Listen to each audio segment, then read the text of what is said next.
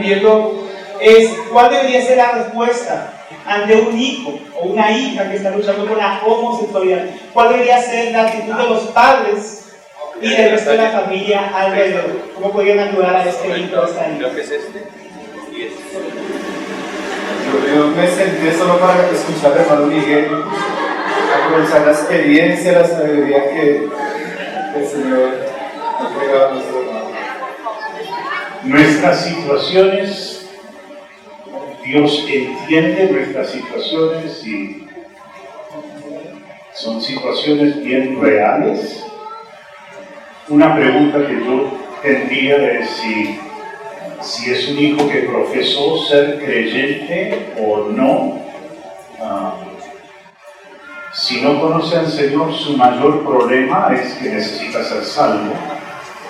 Y debe tratarse con mucho amor, con mucha compasión. El Señor la tiene con nosotros.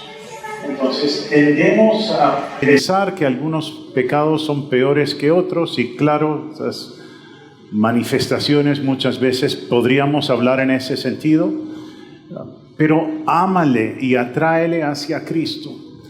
Una de las dificultades que tenemos muchas veces cuando nos da asco, nos parece terrible lo que hace otra persona, ellos perciben que nosotros creemos que somos mejores que ellos. Enfaticemos que somos lo que somos por la gracia de Dios, que no somos mejores por el sentido de que creemos en la Biblia. Entonces, si es creyente, orar por su restauración con el Señor. Si no es creyente, su mayor problema no es lo de su pecado particular, sino su alejamiento del Señor. Y modelemos delante de ese chico que él vea también, si está en un hogar donde los padres son creyentes, que ellos modelen delante de él que funcionan los principios bíblicos. Entonces, bueno, esas algunas ideas. Bueno, yo escuchaba hace poco esa pregunta y definitivamente yo creo que la respuesta más puntual tendría que tener detalles de la situación. Si es un hijo pequeño, si es un hijo adolescente o si es un hijo adulto que no está en nuestra casa. Eso ya, la respuesta cambiaría bastante la situación. Si es un hijo pequeño, mis hermanos, nosotros debemos entender que es fácil que en algún momento nuestros hijos tengan confusiones y luchas. Ciertamente para nosotros como cristianos hay luchas que son más escandalosas. Hay luchas que son más, y en este caso una lucha antinatural, ¿no? Pero en esos casos, las cosas que se han venido hablando, poder tener una buena relación, un buen ejemplo familiar, la oportunidad de hablar la palabra a nuestros hijos, el trabajo de guardarlos del mundo. Hermanos, nosotros debemos ser conscientes que hoy el mundo es muy agresivo. Es agresivo desde la educación que reciben en el colegio, el entretenimiento que ven por internet, por la televisión, las amistades, la música, todo eso tiene una influencia y nuestros hijos pequeños están en un proceso de formación donde parte del cuidado del amor es protegerlos, ¿no? Además, como el hermano lo explicaba hoy, la instrucción puede hacer que un niño fácilmente en esos aspectos entienda, sea corregido y su masculinidad, o en el caso de ser una mujer, su feminidad puede ser moldeada bastante por los padres. Entonces, yo he escuchado el testimonio, hermanos, que teniendo un hijo de 6 años se le acerca al papá y le dice que él quiere ser niña, ¿cierto? Y el papá puede horrorizarse y regañarlo y todo, pero tal vez ese tipo de expresiones o comentarios ya deben ser una alerta de que está pasando algo en el corazón del niño o la niña, o le ha pasado algo, y los papás tienen que entrar a mirar, a orar Y como nuestro hermano decía, ser muy intencionales en formar el carácter varonil del hombre y muy intencionales en formar el carácter femenino de la mujer. Por eso es tan importante los roles, porque un hombre que modela la masculinidad va a ayudar mucho a sus hijos, y más si tiene una buena relación con ellos. Lo mismo la mujer. Ahora, hermanos, yo pienso que un caso más complicado sería un hijo adolescente que tal vez ya has descubierto en una práctica homosexual. Ahí, obviamente, el impacto para los padres, para la familia, puede ser mucho mayor, obviamente porque somos creyentes y ningún cristiano quisiera enterarse de esa noticia. Pero yo creo que todos, como lo decía mi hermano, debemos consolarnos en el sentido de que debemos entender que ese es otro de los muchos pecados que el hombre vive. Y en un sentido debemos enfrentarlos como cualquier pecado. ¿En qué sentido? En que en últimas el mayor problema de mi hijo no es si es heterosexual o homosexual, sino si es salvo o no. Amén.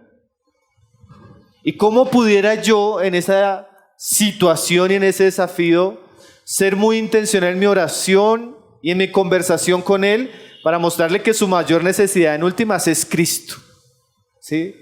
Entonces yo sé que es un aspecto que causa mucho impacto emocional en los padres, pero debe haber esa sobriedad, primero de eso, de saber que lo que la persona necesita es ser salvo, necesita perdón de pecados, necesita gracia, arrepentimiento, y eso solo lo puede hacer Cristo y la predicación del Evangelio.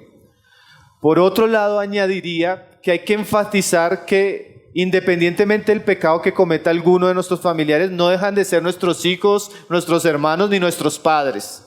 Entonces los lazos afectivos yo pienso que siempre deben procurarse conservar. Eso es bien importante. Pero la otra cara es que también debemos ser claros. A la vez de ser amorosos debemos ser claros que eso es pecado, ¿no? Y con amor y con toda la gracia debemos decirle lo que para Dios es eso y las consecuencias que eso trae.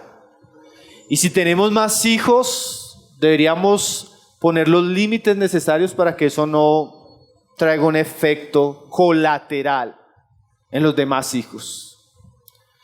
Y ya diría, hermanos, que en el caso de un hijo que está fuera de la casa, ya mayor, tenemos otros medios de gracia, como la oración, como el consejo, pero sobre todo lo que pienso es que no deberíamos tomarlo como algo personal, lo digo a los padres, sino que eso no afecte mi relación, más que Dios me dé la gracia para poderle hablar en amor, poderlo aconsejar y poderle mostrar las consecuencias y la seriedad del camino que está tomando. Y que aunque no estoy de acuerdo con él en ese camino, no dejo de amarlo porque es mi hijo o mi hija. Entonces hay un equilibrio en esos asuntos complejo. Yo les recomendaría a los papás que están enfrentando algún tipo de situación como esas, que ya hoy en día hay varios libros que hablan de la homosexualidad, cómo prevenirla desde pequeños, cómo tratarla en casos que vienen a nosotros. Y ya la iglesia de alguna manera se ha movilizado mucho para dar recursos a las familias y enfrentar eso, porque hermanos, definitivamente eso son cosas que ya vemos. Yo les contaba que hace 2 años que estuve en Brasil, casi por todas las iglesias locales que pasé visitando, hermanos, encontramos un caso en cada iglesia de consejería con un hijo o una hija en condición homosexual o con prácticas homosexuales. Entonces realmente estos tiempos que estamos viviendo son tiempos donde el pecado está abundando y es más fácil y más común que eso llegue a nuestras casas. Por eso tan importante las verdades que hemos estado aprendiendo, hermanos, porque muchas veces sufrimos el daño en cosas porque no tuvimos la sabiduría necesaria en los momentos necesarios. Entonces yo creo que la mayoría de hermanos que estamos acá, sobre todo los que tienen niños pequeños, deben tomar muy en serio lo que han escuchado, hermanos, porque los desafíos son muchos y los beneficios de escuchar y practicar la palabra de Dios son altísimos, pero a veces también cuando se descuida o se ignora, eso puede llegar a nuestra casa con situaciones muy tristes, hermanos. Entonces, bueno, el Señor ayude, fortalezca, consuele a los que lleguen a vivir eso y les dé sabiduría en esas situaciones. Amén. Amén. Que el Señor nos ayude en esta tarea, mis hermanos. Una pregunta que creo que nos hacemos mucho, después de haber escuchado especialmente el hermano Pablo ayer y darnos cuenta de los problemas que tenemos en la comunicación con nuestras familias, y que estuvieron preguntando es: ¿qué puedo hacer si por años he hecho malas cosas con mi cónyuge, ¿no?, en la comunicación, hasta el punto que hoy día mi familia está dañada en ciertas situaciones? ¿Cómo hago para restaurar esos años que he hecho todas las cosas mal con mi cónyuge? ¿Cómo puedo comenzar a restaurar esa relación? En cuanto a relaciones interpersonales, me gusta mucho 1 de Pedro capítulo 3, y no es demasiado tarde para cambiar, y para cambiar una relación se necesita una persona. Entonces no esperes que tu cónyuge cambie. 1 de Pedro 3, versículo 8, finalmente sed todos de un mismo sentir, compasivos, amándoos fraternalmente, misericordiosos, amigables. Ahí tienes la lista de lo que Dios te recomienda, y es en un capítulo que tiene mucho que ver con relaciones familiares. Versículo 9, no devolviendo mal por mal, ni maldición por maldición. Entonces, tú puedes parar ese ciclo de insultos, de gritería, sino por el contrario, bendiciendo, sabiendo que fuisteis llamados para que heredaseis bendición. Entonces, devuelve ante el insulto, devuelve bendición. Lo de los primeros versículos del capítulo 3, allí de pocas palabras para poder ganar al otro. Pero ánimo, y qué bueno que Dios te dé el deseo de cambiar. Y hemos visto tantas veces como Dios cambia una familia entera, empezando con un cónyuge que se dio cuenta que estaban haciendo las cosas mal y se comprometió con el Señor. Amén. Amén. Yo añadiría algo que el hermano Miguel habló esta mañana, que tal vez ayer, yo sentí que ayer ya estábamos como cansados y me quedé con las aplicaciones que tenía de pronto para el mensaje. Pero hoy, viendo la enseñanza, pensaba que las verdades que hemos escuchado estos días, hermanos, definitivamente tienen que tener arrepentimiento. Y como dice mi hermano, el hecho de que se haga la pregunta quiere decir que todavía no están juntos. Y eso quiere decir que todavía hay oportunidad. Y si yo como hombre o como mujer, a la luz de la palabra, he sido consciente que no he hecho lo que debía hacer, que tal vez he sido todo lo contrario a lo que debía hacer por ignorancia, por dureza, o porque entramos en ese ciclo destructivo en el hogar, y la palabra me habla, me advierte, debería haber arrepentimiento. Y el arrepentimiento comienza con ese cambio de entendimiento para saber que yo iba en una mala dirección. Ahora Dios me muestra su voluntad. Pero ese arrepentimiento debería tener frutos. Y voy a lo que decía mi hermano esta mañana, de que cuán bueno sería que su esposa o su esposo escuche de su boca que Dios le ha hablado y que le ha mostrado que hay cosas en su vida que no le agradan y que eso ha afectado su relación. Y cuán bueno sería, hermana o hermano, que usted en esa conversación pudiera comprometerse con Dios y con su pareja, hasta con sus hijos, de que de aquí en adelante va a tomar muy en serio esas prácticas, esas conductas, esas actitudes que han venido destruyendo su relación familiar y matrimonial. Yo creo que ese sería un buen comienzo para que de pronto las cosas comiencen a cambiar. Porque ¿saben qué es lo que pasa, hermanos? Y mi hermano lo enseñaba hoy, que no es suficiente ser conscientes que estamos mal. Einstein decía que a veces podemos parecer locos pensando que las cosas van a cambiar si seguimos haciendo lo mismo.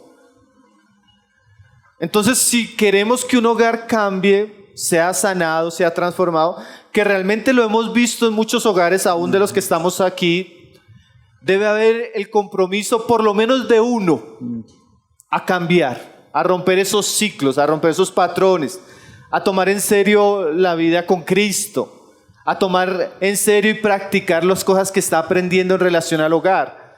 Y lo cierto es, hermanos, que de verdad hay muchos ejemplos, muchas familias que el Señor ha restaurado, el Señor ha salvado al cónyuge, el Señor ha hecho un propósito y ha transformado hijos, porque hubo uno de los dos que decidió pelear la batalla por el hogar. Entonces no es tarde y Dios puede hacer cambios si hay un verdadero arrepentimiento con frutos. Y sería bueno también decirle a nuestro cónyuge que en ese camino, si vamos bajando la guardia, nos ayude y nos recuerde el compromiso que hicimos. Hermanos, a veces hasta, yo sé que hay una película de los hermanos Hendrix que los hermanos conocen, que al final los papás hacen un documento, ¿ustedes recuerdan la película? Y se comprometen a ejercer esa paternidad. De pronto yo no necesito hacer el documento y pegarlo en la sala, pero estas cosas necesitan ser escritas en el corazón. No dejemos que la palabra nos entre por acá y, como decía nuestro hermano, cambiemos esta semana, sino que realmente lo que Dios quiere es que llevemos un estilo de vida según estas verdades, como buenos cristianos.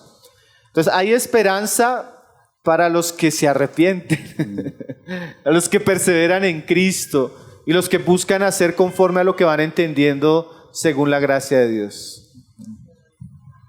Amén. Amén, hay esperanza en Cristo, mis hermanos. Amén. Otra pregunta, mis hermanos, ya sobre hijos grandes. Dice así: ¿cómo hablarles, estorbarles, advertirles a mis hijos ya grandes sin lastimarles o hacerles sentir juzgados sobre su pecado? ¿Cómo puedo hacer para advertirles, ¿no? Hablarles, estorbarles su pecado a hijos que ya están grandes? Podrían ser hijos que están viendo el hogar o que ya han salido del hogar. Yo no tengo muchos hijos grandes.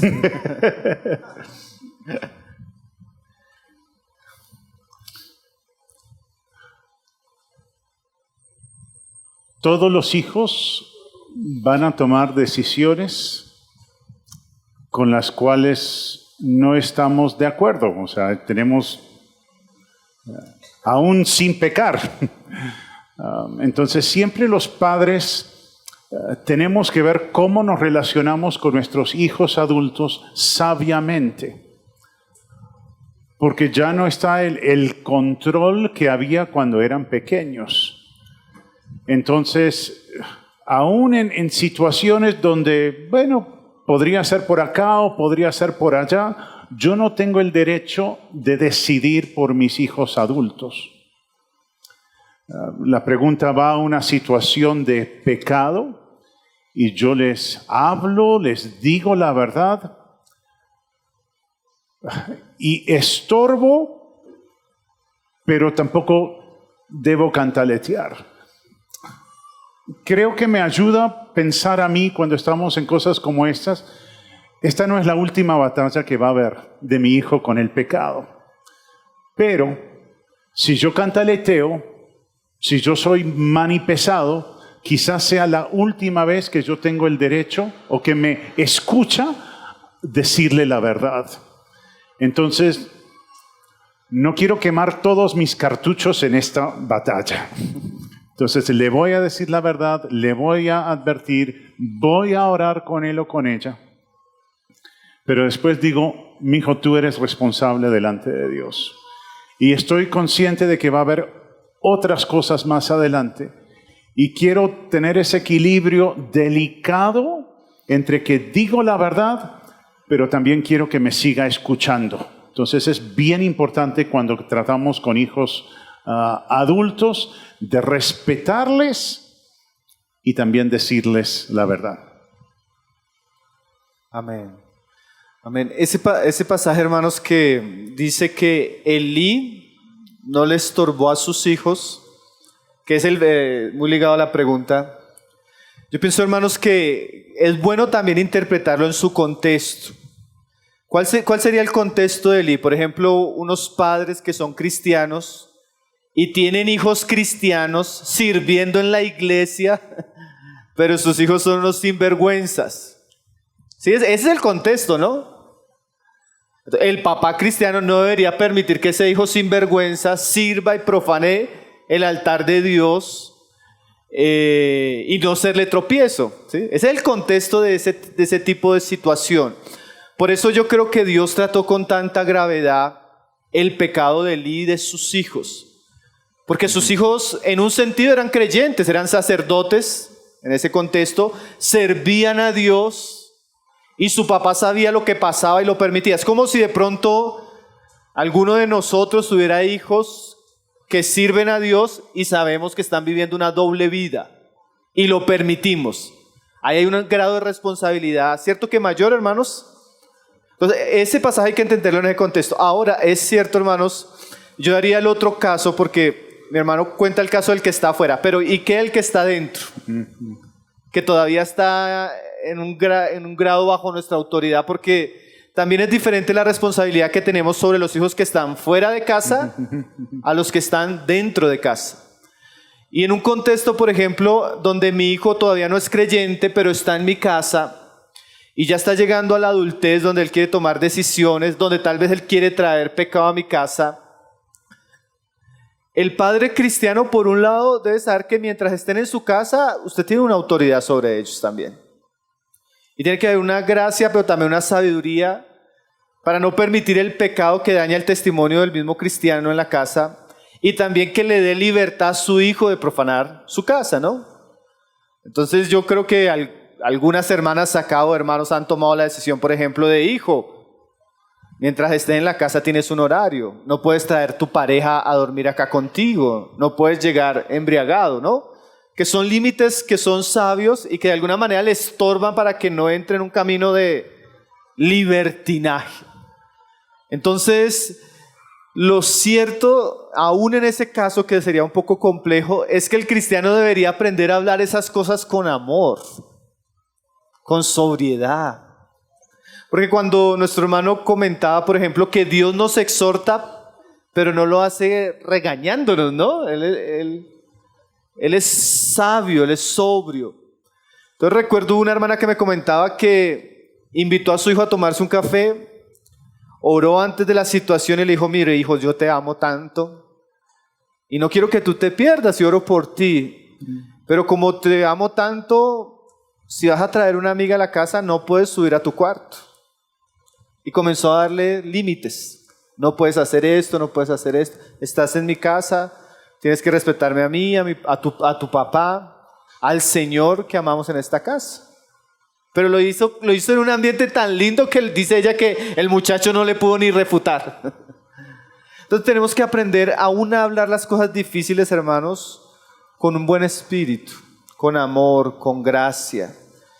Porque eso también va a hacer entender que no lo hacemos como para desquitarnos o por rabia, sino con una profunda preocupación por su vida espiritual. Entonces Dios nos dé sabiduría en esos temas. Hay un libro muy bueno, hermanos, que se llama Tú y tu casa, de Charles McIntosh. Es bueno para este tema y él cita el caso de los hijos de Elí, que sería el caso, cómo podemos llevar al Señor en nuestra casa en estos asuntos. Amén. Acá tenemos otra pregunta, mis hermanos, sobre los cónyuges. Dice, ¿cómo puedo ayudar? Y yo agregaría, sabiamente, a mi cónyuge a no procrastinar o no perder, yo diría, el tiempo para su familia por pasar bastante tiempo en su celular y viendo programas en televisión? Un problema muy común, y supongo que es una mujer que está haciendo esa pregunta, es el caso más usual, lo que más ocurre es que el esposo no baja el celular. ¿Qué herramientas tiene una mujer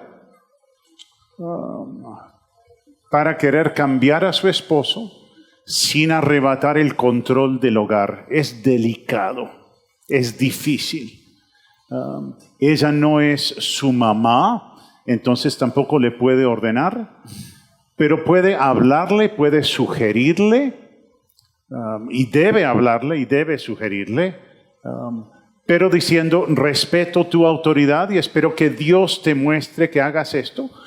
Pero mira como tu hijo, que es un caso que ocurre muchas veces, mira como tu hijo está empezando a hacer lo mismo que haces tú. No quita la mirada del celular. Entonces creo que la forma de hacerlo es pedirle que sea consciente.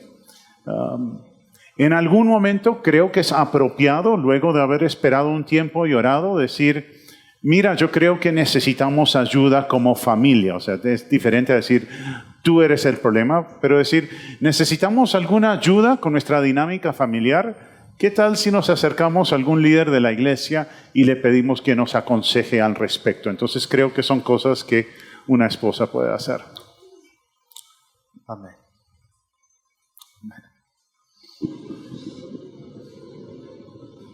Bien, mis hermanos. Acá pidiendo un consejo para la juventud. Yo creo que tanto para jóvenes como para los jóvenes más adultos. Dice, ¿qué consejo podemos darle a esta generación de jóvenes que solo quieren vivir para sí mismos y no tener hijos? Un asunto bien común en nuestro día. ¿Qué consejo podríamos darle a esta generación de jóvenes que solo quieren vivir para sí mismos, para autosatisfacerse y no quieren ni siquiera tener hijos? Bueno, quienes piensan así no están pensando como el Señor quiere, sino han adoptado los valores del mundo. Entonces debemos hablar con ellos y llevarles a la palabra y mostrarles lo que dice la Biblia. O sea, realmente Dios no quiere que la fe termine conmigo, sino que continúe en la siguiente generación. Entonces creo que debemos hacer ver a las parejas jóvenes, y empezamos desde que son solteros, desde que son niños y jóvenes, hablándoles del privilegio de tener una familia y poder influir en la siguiente generación. Si ya conocemos a esta pareja y tiene un gato y un perro y nos dicen, la verdad estamos muy bien así como estamos y no queremos, sí, creo que hay que compartir con ellos el modelo bíblico, la visión de Dios.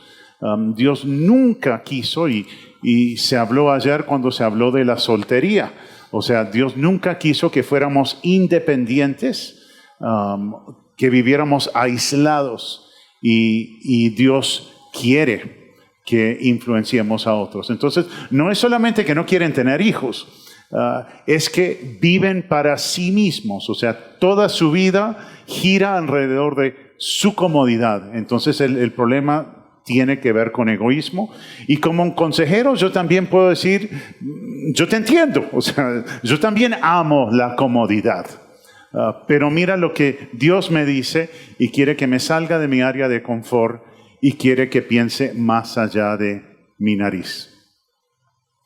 Amén.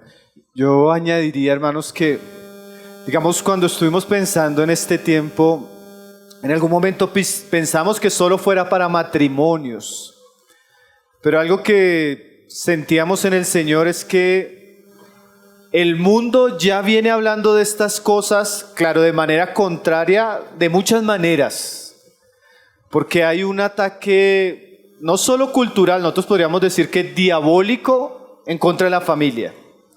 Entonces es muy común que lo que ven nuestros hijos y los jóvenes hoy en día les haya alterado la percepción y la visión de lo que es la familia, ¿cierto, hermanos? Familias disfuncionales, familia hombre y hombre, que en sí no es una familia. Bueno, y todo lo que el mundo puede enseñar. Entonces es importante que nosotros, yo creo que como iglesias, aún en estos espacios, hermanos, recuperemos la visión que Dios tiene de la familia, ¿no? Lo que Dios dijo en Génesis desde el principio.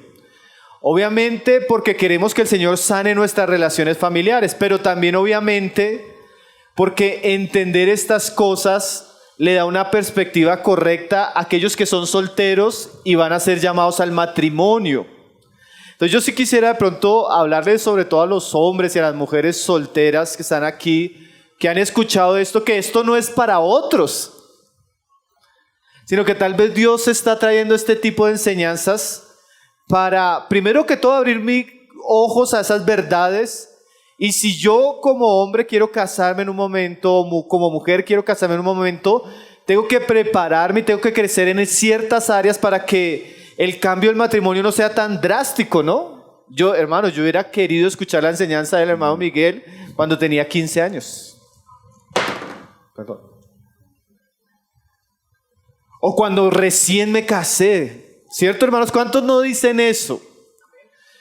Entonces, estas verdades, estos temas deben de alguna manera contagiar, despertar el corazón de aquellos que Dios está encaminando a estos caminos. Ahora, cuando uno escucha el asunto de parejas cristianas ya casadas que no quieren tener hijos, hay que entrar a examinar el corazón. ¿Por qué? Si es solamente un asunto intelectual, cultural, si es un asunto de que alguno de los dos está herido profundamente y no quiere vivir o revivir cosas que pasó cuando niño, o simplemente están viviendo una vida egoísta de solo trabajar, tener dinero, viajar. Entonces hay que entrar a examinar qué está pasando en el corazón de ese matrimonio. Porque, hermanos, ya como casados cristianos, yo creo que todos desearíamos tener hijos. Si ya Dios nos lo concede, pues es un asunto de voluntad de Él. Pero lo normal es que debemos y deseemos cumplir ese mandamiento de multiplicaos. Entonces ahí habría que mirar, tal vez en un tiempo de consejería, escuchar a la pareja, ¿por qué no quiere tener hijos? Ven que yo escuché un caso, y con esto termino la pregunta, hermanos, de una pareja que se casó en un lugar. Y los hermanos se sorprendieron que era una muy buena pareja. Cristianos piadosos, sirviendo, pasó 1 año, 2 años, 3 años y nada de hijos. Entonces un hermano que fue el que los acompañó en el proceso del matrimonio, él habló con ellos y les preguntó qué era lo que estaban pasando. Pues la chica tenía un trauma por algo que le había dicho su mamá y durante 3 años no habían tenido relaciones íntimas. Tremendo, ¿no, hermanos? La consejería aclaró eso y al mes ya había... Entonces no es normal, habría que entrar a mirar si es algo natural, si es algo de corazón, cultural, de entendimiento, o de tal vez estar viviendo una vida conforme a los patrones del mundo, ¿no? Porque el egoísmo sí nos lleva a la zona de comodidad siempre. Así es, mis hermanos. Tenemos también una pregunta de parte como de un hijo. Dice, en un contexto en el que hay un padre cristiano, pero no demuestra una vida de piedad en la casa, su carácter, sus acciones son de un impío, ¿no? Tiene un antecedente de situaciones delicadas con su ex esposa y su actual esposa también. Dice, como hijo, ¿cómo puedo ayudar a que pueda vivir una vida piadosa y también a restaurar su relación? Es como un hijo que ve a su padre en una situación, ¿no?, desesperada y quiere ayudar a su padre a cambiar esa situación.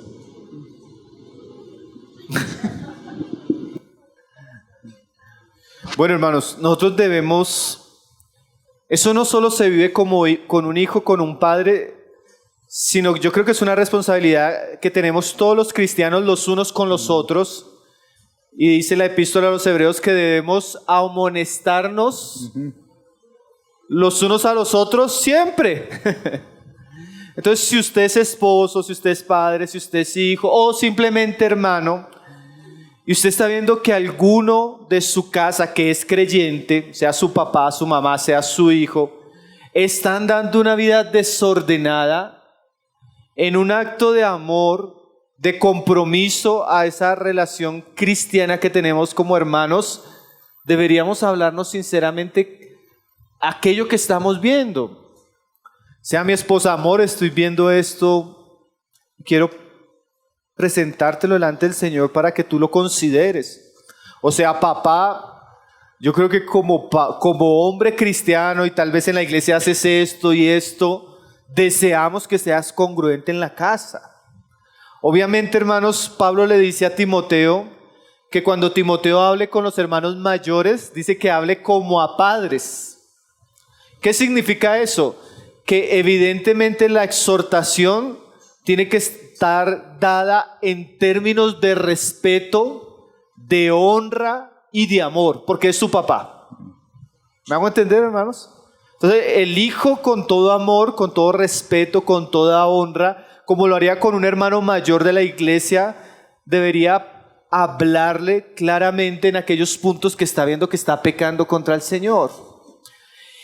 Y si el asunto fuera tan complejo como el hermano contaba ahorita en un caso, debería animarlo y deberían como familia buscar el consejo de algún hermano en la iglesia para poderles ayudar.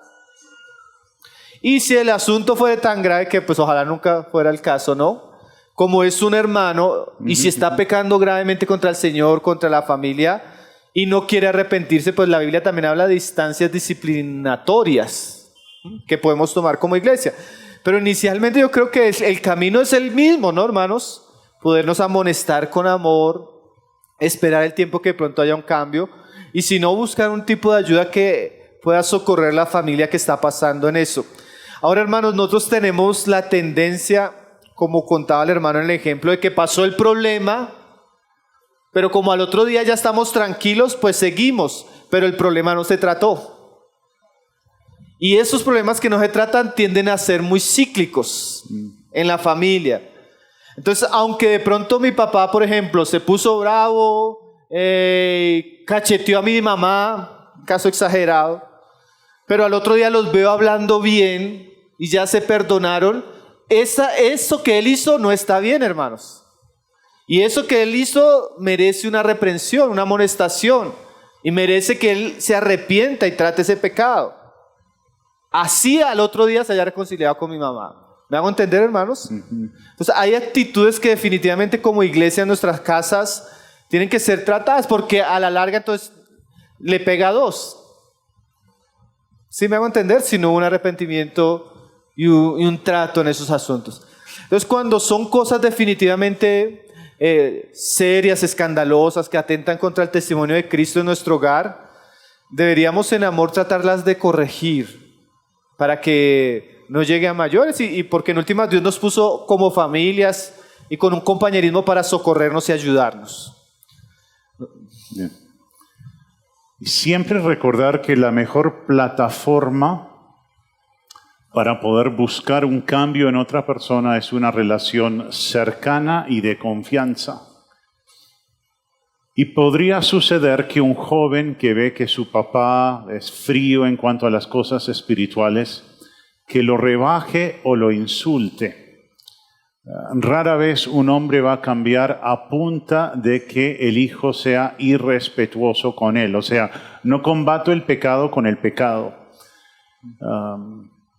Entonces el hijo debe respetuosamente acercarse a su papá y decir: papi, estoy viendo esta inconsistencia en tu vida. ¿Y cómo puedo ayudarte a eso? O sea, tratar de luchar juntos hacia la meta en vez de decirle, tú eres el malo. Y se quiere tener la confianza para poder seguir hablando. ¿Qué privilegio sería que Dios te usara a ti, joven, para hacer volver al pecador de su camino y restaurarse con el Señor? ¿Cuánta visión de un joven para no pensar que eso es tarea de otros, sino que es su tarea ayudar a su papá? Primera Tesalonicenses 5:14, también os rogamos, hermanos, que amonestéis a los ociosos, que alentéis a los de poco ánimo, que sostengáis a los débiles, que seáis pacientes con todos. Entonces, si es tu papá o si es el papá de tu mejor amigo, aplica eso con amor, con humildad, poder decir cuánto desearía que tú te acercaras más al Señor. Yo solo añadiría algo, hermanos, sobre todo para... Es muy común, hermanos, que un hijo al ver el pecado del papá y volverse juez tienda a hacer lo mismo que el papá. Es un misterio. Entonces, cuando se dice que hay que entrar a ayudar, no es como juez, sino cómo le puedo colaborar como hermano. Amén. Entonces el Señor nos guarde, porque a veces tenemos la tendencia a ver más el pecado en los otros que en nosotros y lastimosamente terminamos cayendo en esos mismos patrones. Entonces, bueno, el Señor nos ayude. Amén. una pregunta que podríamos decir de consejería. Dice, ¿cómo puedo sanar cuando una persona me ha desordenado emocionalmente y no puedo olvidar todo el daño que me hizo? No sabemos el contexto exacto, si es en una relación matrimonial o en otro contexto. Dice, ¿cómo puedo entonces sanar cuando una persona me ha desordenado emocionalmente y no puedo olvidar lo que me hizo? Cuán importante es llevar mis heridas al Señor, el que comprende mi dolor, el que me da la capacidad para perdonar y para seguir adelante. Dependiendo del caso, probablemente va a necesitar algo de acompañamiento en este proceso. Muchas veces personas heridas hieren a otros.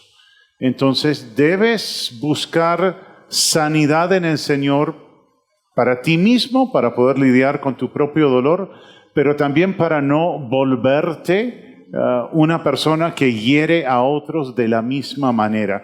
Tendemos a copiar patrones, copiar comportamientos que vimos o que recibimos. Pero cuán hermoso es con la palabra de Dios recibir ayuda para perdonar al que me hirió y poder seguir adelante y luego aún ayudar a otros que han sufrido de una forma similar. Entonces sí hay esperanza para el cambio. Amén. Yo diría, hermanos, que tal vez por lo que los sábados lo estamos estudiando, pero diría, hermanos, que hay un medio de gracia que casi nosotros no aprovechamos, que es la consejería.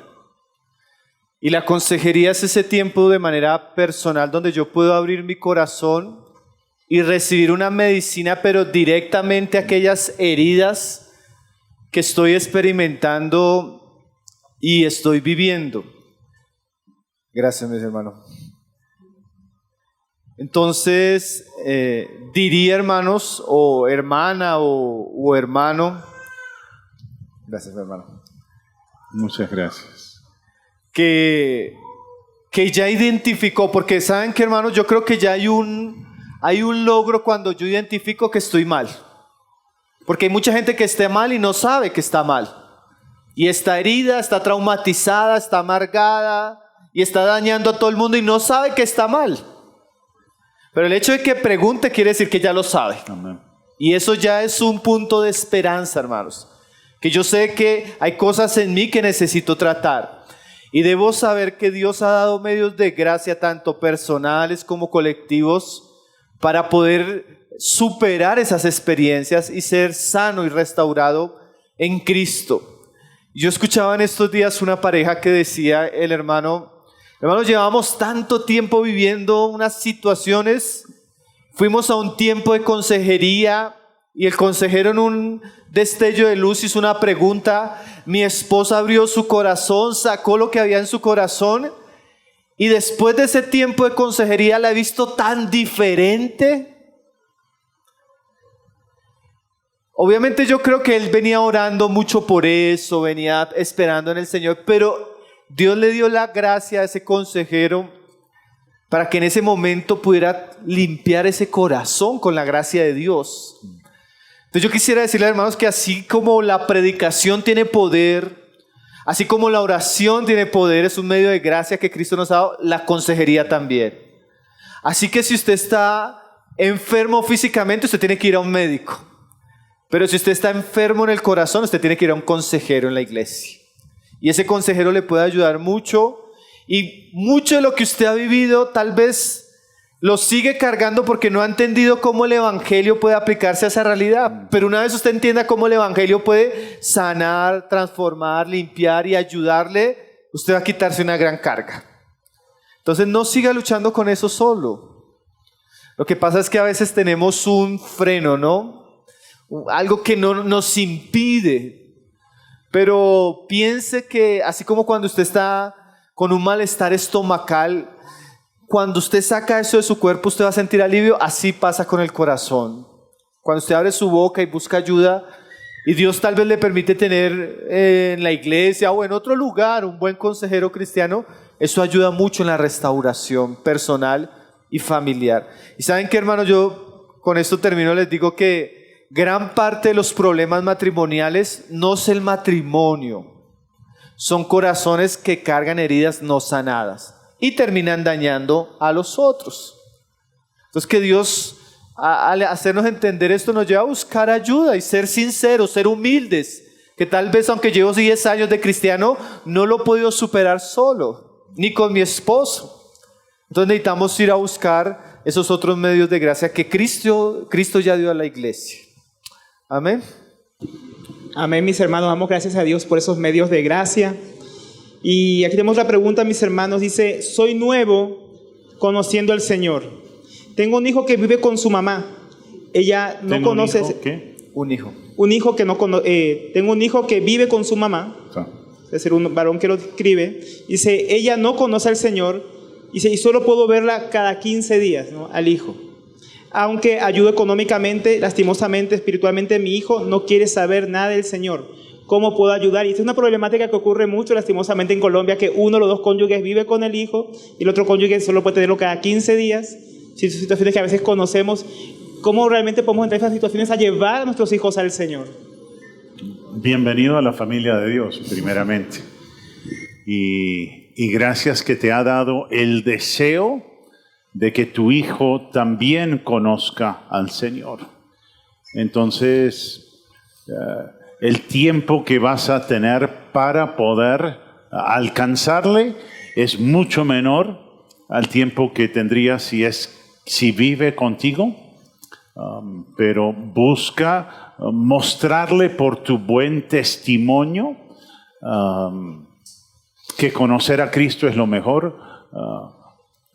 Muchas veces en estas situaciones hay un conflicto muy fuerte entre los dos papás. Entonces, por el bien del hijo también busca reducir la fricción a fin de poder tener mayor acceso. Y busca tener más acceso. Si solamente lo puedes ver cada 15 días, ¿qué tal usar una semana de tus vacaciones para que esté contigo y para que puedas tener mayor influencia en su vida? Entonces, muéstrale a Cristo, a tu hijo, con el tiempo que tienes. Úsalo bien. Pero también ten cuidado de que no sea lo único que haces, sea casarlo con Z, que no se vuelva un proyecto tampoco de atraparlo para Cristo. O sea, vive a Cristo, comparte el Evangelio, pero tampoco es que todo el tiempo estés leyéndole la Biblia. Muéstrale cómo es la vida cristiana en la práctica. Porque a veces sofocamos también, y más cuando uno tiene poco tiempo, se desespera y dice, tengo que usar, lo tengo 12 horas, entonces las 12 horas voy a estar hablándole de todo lo que necesita aprender. No, es un proceso. Y ahora, sé paciente, que el Señor te dirija. Amén. Yo añadiría, hermanos, que es obvio, mi hermano, que estamos como en un contexto mixto. Cuando Pablo escribe 1 Corintios 6, él habla en un contexto mixto. ¿Qué es un contexto mixto? Cristianos casados con cristianos, cristianos casados con no cristianos, cristianos separados con no cristianos. ¿Y qué significa eso, hermanos? Cuando estamos en un contexto mixto, el nivel de responsabilidad de cada uno es diferente. ¿Por qué? Es diferente una familia cuyos padres ambos son cristianos y están aprendiendo esta verdad, ¿cierto, hermanos? A diferente el que está acá y es el único cristiano en la familia y su cónyuge no está. Obviamente la práctica y la dinámica de familia cambia y los desafíos cambian. ¿Cierto que sí, hermano? Es algo obvio. Entonces de pronto usted que está en una situación mixta, casado con un incrédulo o separado y tiene esa dificultad de no estar con sus hijos o verlos esporádicamente, su responsabilidad delante del Señor es diferente. No que no haya responsabilidad, sino que es diferente. Y lo digo ¿por qué? Porque según la responsabilidad, también así se nos va a pedir cuentas. Es como cuando el Señor dice la parábola, al que se le dio uno, ¿qué se le va a pedir? por 1. Al que se le dio 5, ¿qué se le va a pedir? Por 5. Al que se le dio 10, ¿qué se le va a pedir? Que de 10. Entonces su responsabilidad siendo cristiano nuevo y teniendo su hijo fuera es diferente a la responsabilidad del papá que pueda tener un devocional diario con su hijo. Ahora, en ese contexto, primero, algo que es cierto, hermanos, es que cuando yo me convierto a Cristo, mis pecados son perdonados, pero a veces las malas decisiones que tomé antes de Cristo tienen consecuencias. Y yo tengo que asumir las consecuencias que Dios determine de mis actos. Asumirlo en un buen sentido. De Señor, ya sembré esto, tengo que recoger esto, no sé cuánto tiempo, dame la valentía, la paciencia, el amor para continuar, aunque mi cosecha sea a veces difícil.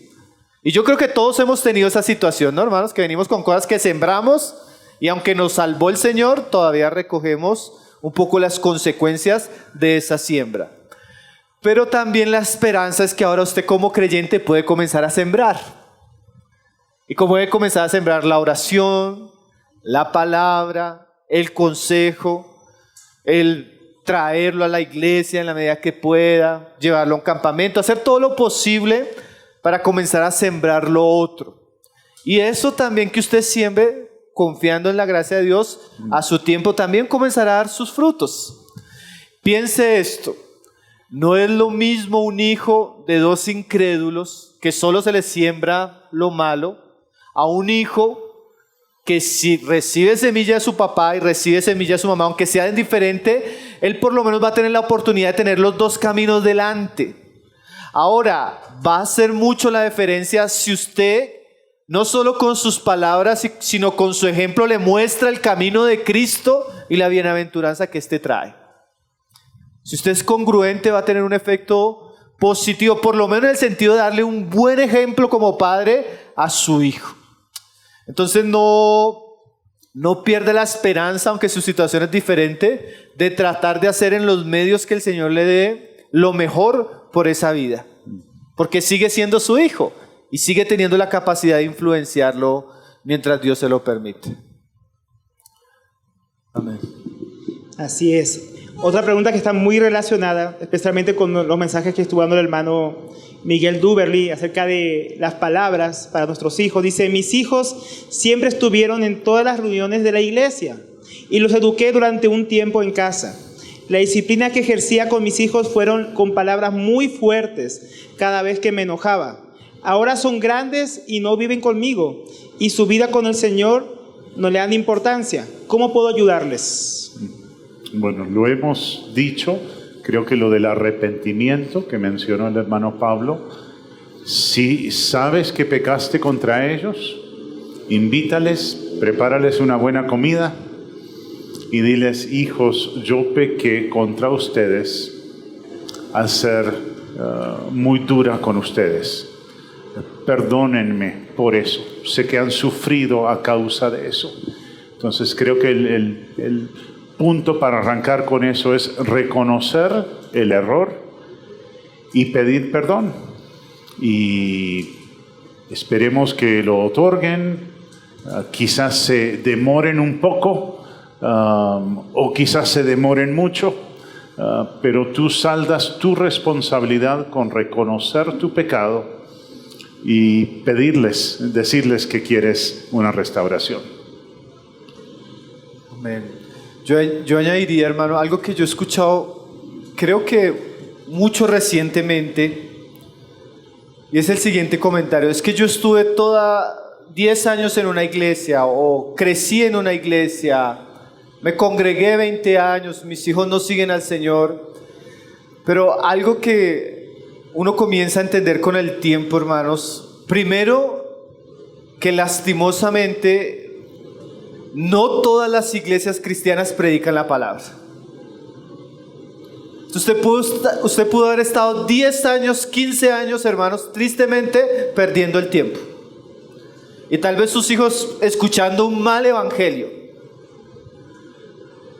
Entonces, obviamente, a veces, nomás el contexto de iglesia ya es nocivo. ya es nocivo.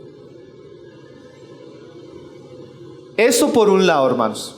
Lo otro es que a veces, aún estando en una iglesia, podemos tener la costumbre de tener una conciencia tranquila pensando que solo yendo el domingo cumplo. Y nunca practico esos principios, esas verdades que he escuchado, por ejemplo, estos días. Nunca oro con mis hijos, nunca me ven leyendo la palabra, nunca fui congruente con mi testimonio, además tengo problemas de carácter con mi esposa, hay ira comúnmente, hay irrespeto comúnmente, no hay amor. Pues esa realidad obviamente va a ser un tropiezo para sus hijos. ¿Sí? Entonces, yo aprovecho la pregunta, hermanos, para de alguna manera enaltecer el mensaje que hemos escuchado y no tomarlo a la ligera como, ay, tan lindo, pero yo miro si lo tomo o no lo tomo. Porque en últimas eso va a depender, por un lado, la fidelidad de mi testimonio a Cristo en mi hogar, y por otro lado también eso va a dar la oportunidad de que mis hijos escuchen un buen mensaje y un buen testimonio que acompañe ese mensaje en el hogar. Que eso sucede mucho, hermano. Uno escucha muchachos que no quieren saber del evangelio porque sus papás eran cristianos profesantes, pero con una vida bastante hipócrita. Nunca los vieron orar, los vieron sumergidos en el celular, en la televisión, los vieron pecando en la pornografía, los vieron dañándose el uno al otro, hablando mal de los hermanos en la casa, criticando la iglesia y respetando la palabra. Pues esos chicos cuando crecen, eso es un tropiezo, ¿no, hermanos? Entonces tengamos cuidado porque eso sucede, hermanos, sucede mucho. El hermano Randy Alcor, él tiene un libro de cómo enseñar a mis hijos a conocer a Cristo y permanecer en Él. Parafraseé el título, pero ese es el tema del libro. Y él dice que casi el 80% o más de los hijos de cristianos se están perdiendo en la misma iglesia. El 80, imagínense, hermanos, ¿cuántos niños hay acá? Imagínense que el 80 de esos niños en 10, 15 o 20 años ya no estén con nosotros. ¡Qué tragedia! Tragedia, porque esa no es la voluntad del Señor. Pero mucho de lo que nosotros vivamos y hagamos va a tener una repercusión en los nuestros. Y que eso nos dé por lo menos una expectativa de, como decía nuestro hermano, planear nuestra vida con ese propósito. Y también eso nos dé un temor de tener cuidado, porque siempre estamos siendo observados. Siempre estamos siendo observados. Y nuestros hijos aprenden más de lo que ven que lo que oyen. Entonces el Señor nos ayuda a tener hogares piadosos. Amén. Que más adelante puedan por lo menos tener la conciencia tranquila que si este hijo tomó malas decisiones no fue porque no escuchó o no vio ejemplo, sino que a pesar de que escuchó o vio ejemplo, él en su corazón decidió seguir otro camino, que también puede suceder, hermanos. Que usted enseñe de ejemplo, pero en última su hijo en algún momento tiene que ser responsable ante Dios por las decisiones que tome, pero por lo menos usted no tiene sangre en sus manos. Porque usted tiene su conciencia que lo que tenía que hacer delante del Señor, lo hizo. Amén. No sé si me salí de la pregunta, pero aprovecho que creo que son cosas importantes para ir cerrando esto que estamos oyendo estos días, hermanos. Amén, mis hermanos. Muchas preguntas sobre el pecado, pero también tenemos una pregunta un poco diferente. Es como, aquí me hicieron llegar ahora esta pregunta. Personas que están considerando adoptar niños o servir como hogar de acogida, ¿qué consejos podrían darles? Porque tienen eso como en su corazón, pero también quieren saber cómo hacerlo sabiamente. Adopción. Para mí es parecido al papá que ve a su hijo como cada 15 días, o sea, y es la diferencia. Hay una diferencia entre dos padres creyentes y tienen a sus hijos todo el tiempo, pueden proceder de una forma, tienen cierta libertad, pero quienes los reciben en una situación de acogerlos durante un tiempo, no son sus hijos, están ejerciendo una función de cuidado durante un tiempo, cuán importante es que el hogar sea un ambiente sano, donde realmente se refleje a Cristo. Ese es el mayor impacto que tenemos sobre los demás. Una familia que por la gracia de Dios funciona, es de testimonio. Entonces, durante el tiempo que los tienen, practicar disciplinas espirituales, enseñarles de la palabra de Dios y vivir el Evangelio delante de ellos. Amén mismo. Otra pregunta, tiene que ver más con el pecado. Podríamos decirle así, cuando una de las dos parejas, uno de los dos cónyuges cae en adulterio, ¿cómo puede comenzar ahí una restauración? Si puede haber restauración. Bueno, para haber una restauración tiene que haber arrepentimiento. Entonces, y ahí hay muchos factores. ¿Cómo se descubrió el caso? ¿Hubo una confesión o lo pillaron? ¿Tienen que hablar acerca del tema? ¿Necesitan ayuda de afuera para poder confrontar? Pablo habla acerca de un arrepentimiento genuino y también habla de dolor por el pecado. Entonces, para que haya frutos de arrepentimiento, tiene que haber un arrepentimiento realmente genuino. Entonces, esto lleva un tiempo, pero los pasos son, si el cónyuge que pecó realmente está arrepentido, si está dispuesto a buscar ayuda, tiene que tener cuidado también el otro cónyuge de no creerse perfecto y con derecho a arrastrar a su cónyuge por el lodo. Entonces tiene que ser muy prudente. Me gusta una frase en Amor y Respeto que aún teniendo yo toda la razón, si lo digo a gritos, o podría agregar, si lo hago desde una posición de juez, yo estoy pecando. O sea, no se arregla el pecado con el pecado. Y demasiadas veces, cuando otro peca contra mí, me creo con la licencia de hacer lo que sea, porque igual el otro es el culpable. Entonces, se debe buscar la restauración. Ustedes que son espirituales, restáurenlo, pero mirando también sus propias vidas. Pero van a necesitar ayuda. El cónyuge que pecó va a necesitar acompañamiento, debe rendir cuentas a una persona espiritual.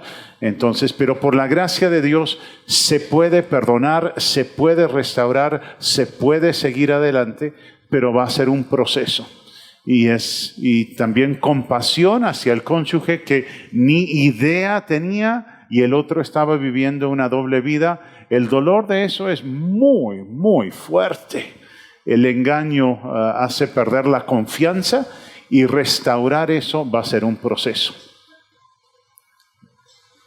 Yo diría que el año pasado en el taller Parejas hablamos de la restauración en un caso de adulterio. De pronto animar a las personas que tienen dudas a escuchar un poco eso.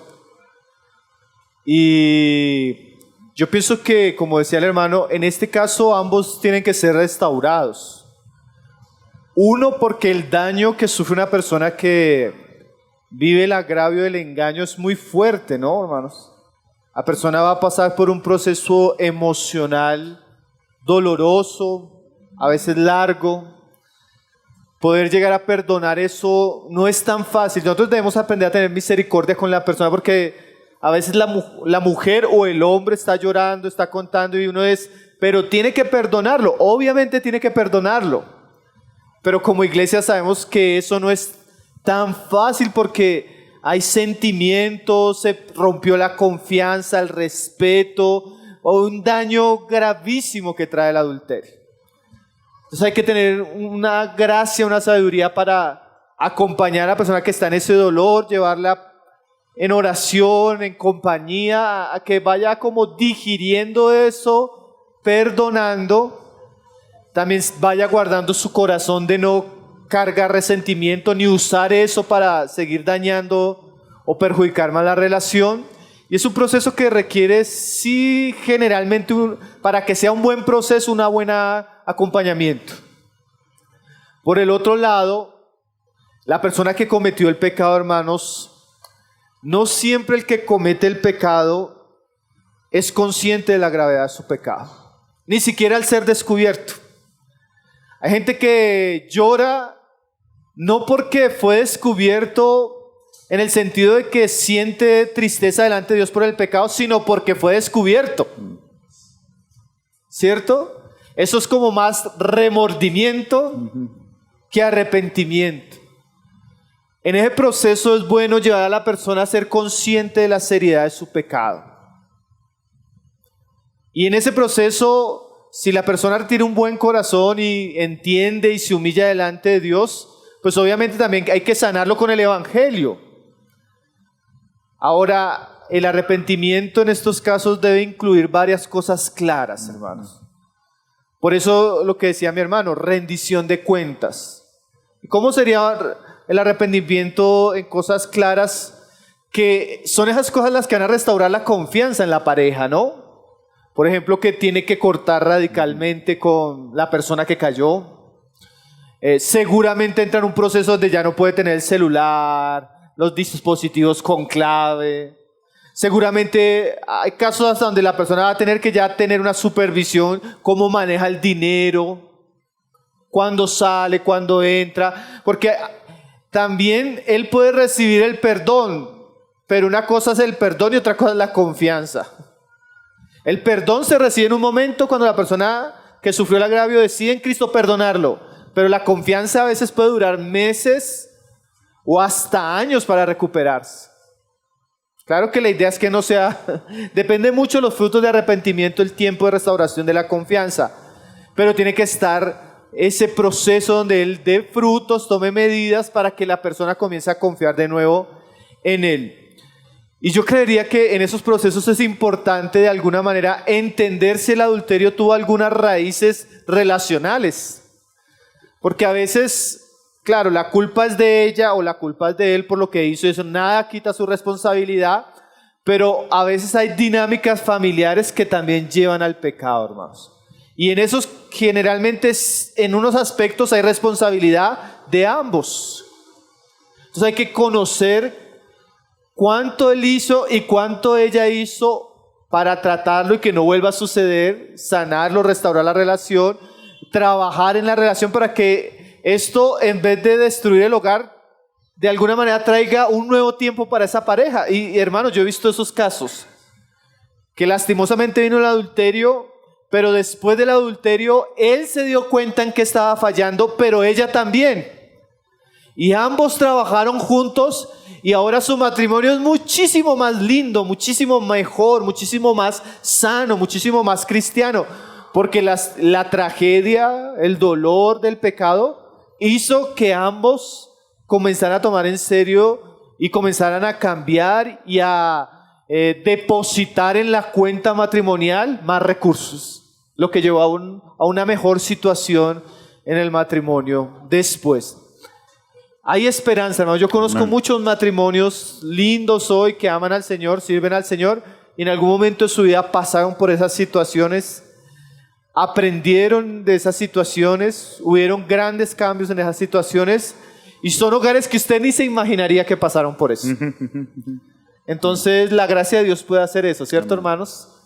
Entonces el Señor también, yo creo que nos dé sabiduría como iglesia para cuando sucedan ese tipo de cosas poder acompañar y ayudar a que el proceso sea el mejor de restauración para ese matrimonio. Y también, hermanos, vuelvo a lo mismo, mejor la prevención. Mejor la prevención. Si usted nota que su esposa está distante, si usted nota que su esposo es distante, si ustedes notan que hay dinámicas que dañan el corazón, tenga cuidado. Porque, miren, hermano, yo pensaba en los temas de estos días de la enseñanza y recordaba que el año pasado escuché 2 o 3 casos de adulterio. Hermanos, los 3 casos servían en la iglesia. Y piense esto que todavía es más serio. Los 3 casos superaban los 50 años de edad. ¿Usted cree que solo cae de adulterio el de 20 años, el de 30 años, el 40? Hermano, predicadores. Y uno de los casos que conocí personalmente, porque conocí a a la mujer, claro, en ese caso terminó en divorcio. Uno de los hermanos que acompañó el proceso, que conocía a él, que la conocía a ella, ya me dice, hermano, yo triste lo que pasó porque era un hermano de la iglesia, servía, predicaba, un hombre con tanta gracia.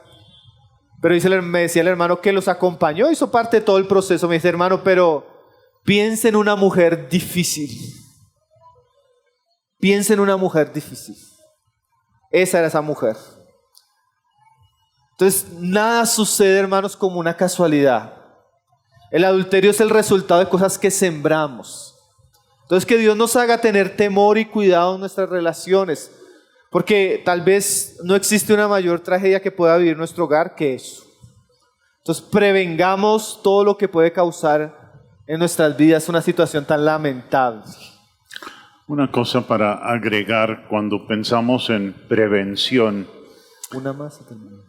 A mí un tiempo atrás me animaron a escribir, a hacer una lista de lo que costaría cometer una infidelidad. Y pienso en eso a menudo. Y cuando soy tentado, que mi primer pensamiento sea, ¿y cuál sería el costo de hacer eso? Entonces busco por la gracia de Dios huir del pecado. El pecado se hace atractivo cuando no nos damos cuenta del costo que tiene. Y mi oración para mí y para aquellos cercanos a mí es que nunca minimicemos el costo, que nunca pensemos que puedo pecar sin ser descubierto. Entonces a mi mente viene seguido, no hay nada oculto que no ha de manifestarse. Esto te costaría bien caro. ¿Realmente vale la pena? Y la respuesta es nunca vale la pena pecar. Pero sí recomiendo hacer una lista de 50 cosas que costaría pecar de esa forma. Y cuando miras esa lista, tú dices, Señor, por tu gracia, que no caiga. Y necesitamos de la gracia del Señor y animarnos unos a otros. Yo solo añado algo, hermanos. Hermanos, nosotros estamos teniendo unos discipulados con los varones, con los jóvenes. Y especialmente con los jóvenes estamos hablando de algo que tiene que ver con las luchas del pecado. Ya lo hicimos con los varones adultos que quisieron el taller pasado. Y lo cierto es que uno ve que estas luchas con el pecado no son ajenas a ninguno de nosotros. Y en esos tiempos leemos, oramos, escuchamos las luchas. Y ahí uno percibe que todos estamos en esa lucha. Y nos ayudamos. Pero también pienso en los que andan solos. Y el peligro que usted tiene como hombre de vivir una vida cristiana solitaria, irresponsable, sin comunión, sin compañerismo con otros buenos cristianos. Hermanos, el peligro es latente. Y esos espacios, como estos espacios, como el compañerismo y las buenas relaciones como iglesia, el servicio y todos los medios de gracia que Dios nos da, son para protegernos. Así que también aprovecho para decirle a los hombres y a las mujeres, porque las mujeres también tienen sus espacios, que no sean indiferentes a los medios de gracia que Dios nos da, porque esos medios nos protegen también. Y no solo nos protegen individualmente, sino colectivamente. Qué bueno es tener un compañero que usted le pueda llamar y decir, hermano, ¿sabe que ore por mí porque estoy con muchos problemas en mi casa y hay una mujer del trabajo que me está pareciendo atractiva? Pero muchas veces cuando eso viene, yo no tengo a quien orar, pedir ayuda o contarle, porque he vivido mi vida cristiana como llanero solitario. Entonces el Señor nos guarde de eso, hermano, porque eso expone mucho nuestra vida. Amén. Amén. Una última pregunta para nuestros hermanos. Tiene que ver más con la crianza. Y podríamos formularla de la siguiente manera. Querían los hermanos, ¿cuáles serían los principios bíblicos o los pasos bíblicos para disciplinar a nuestros hijos pequeños de tal manera que no dañemos su corazón? sino que los edifiquemos. Bueno, Proverbios habla mucho en cuanto a la corrección de los hijos.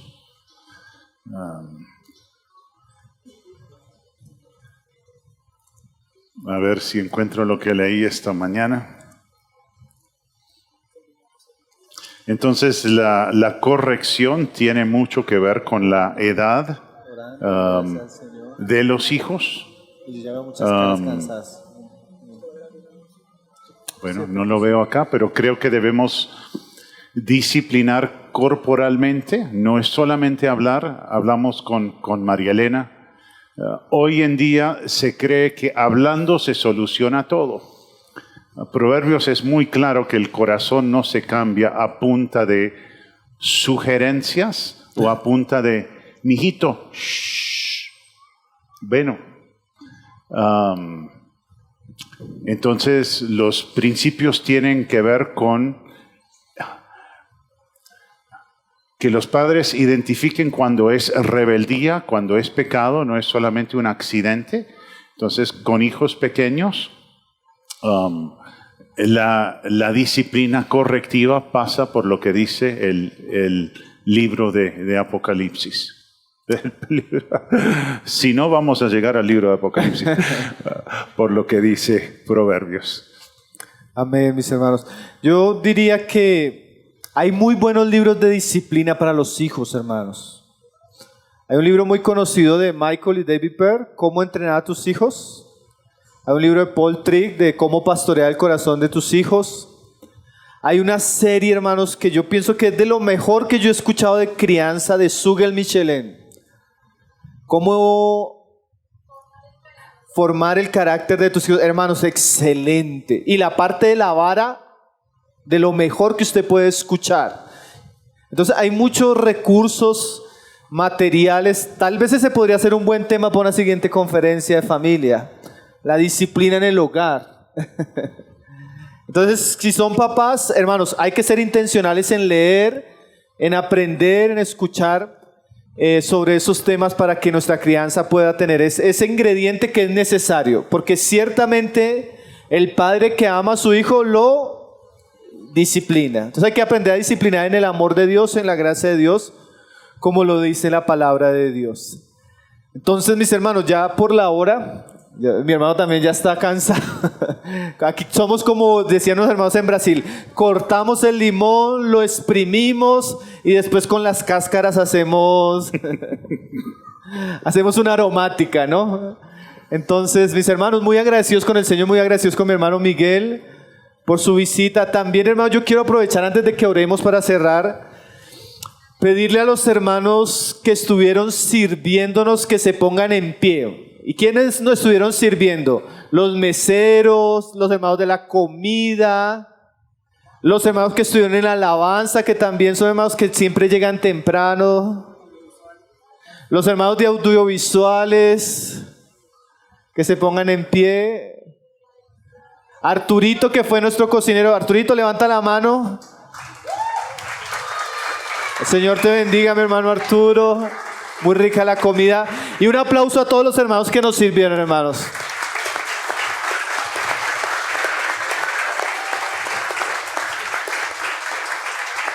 Nuestros hermanos de los refrigerios también. Yo no vi que se pararan. ¿Cuáles son los hermanos de los refrigerios? Mi hermanita Natalie, mi hermano Willington.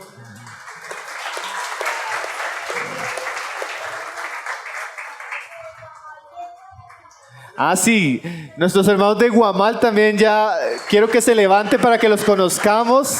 Hermanos, pónganse en pie. Ellos vienen de Guamal, Meta. Bienvenidos, mis hermanos. Si usted no los conoce, bueno, que ahorita al final se acerque y los salude. Ya pueden sentarse los otros, los hermanos de Suba que también vinieron. Pónganse en pie para que los hermanos sepan. Los hermanos de Suba. Siempre es una bendición que nos acompañen. Y bueno, los hermanos del 20 de julio que ya son de la casa. Es que no... Pero los que vienen por primera vez del 20 de julio que se pongan en pie. Los que vienen por primera vez. Andrés, su esposa, los niños. Bienvenidos, mi hermana, bienvenidos.